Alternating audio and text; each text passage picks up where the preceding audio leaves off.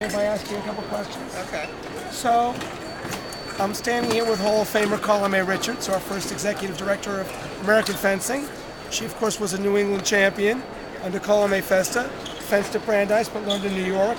And I wanted to ask you, give me a little idea about how the beginnings of the fully professional office began. How did it start? Michelle Momlock. He convinced the board that it was time for us to be professional versus having people doing the membership and doing all the work from their homes. USOC offered free space in Colorado Springs to NGBs. This is 1982.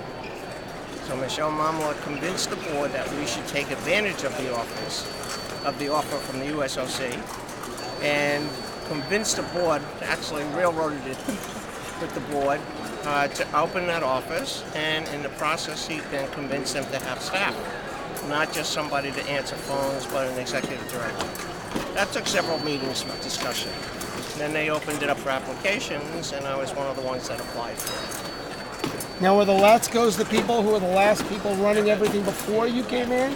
No, it was the Latzkos were doing a lot of the financial. They were doing all of the financial. Bill Latzko was the treasurer, and Ellen Attorney was the secretary, and she was doing all the memberships from our home. And the other officers were just doing it by phone in terms of keeping up with everything, and they were fielding teams at that point by more subjective than objective selection criteria.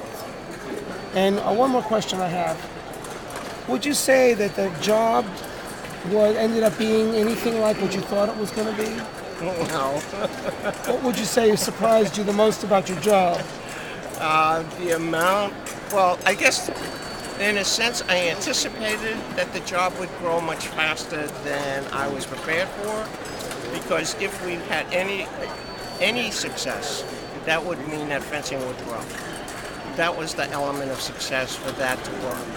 And with the success, you're not prepared. So we really weren't prepared to deal with everything that happened, from the young people to the old people.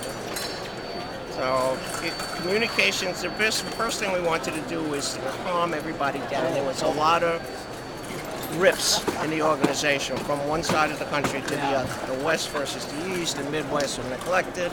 That was the first chore, was to get the communication, to let everybody know the same thing at the same time.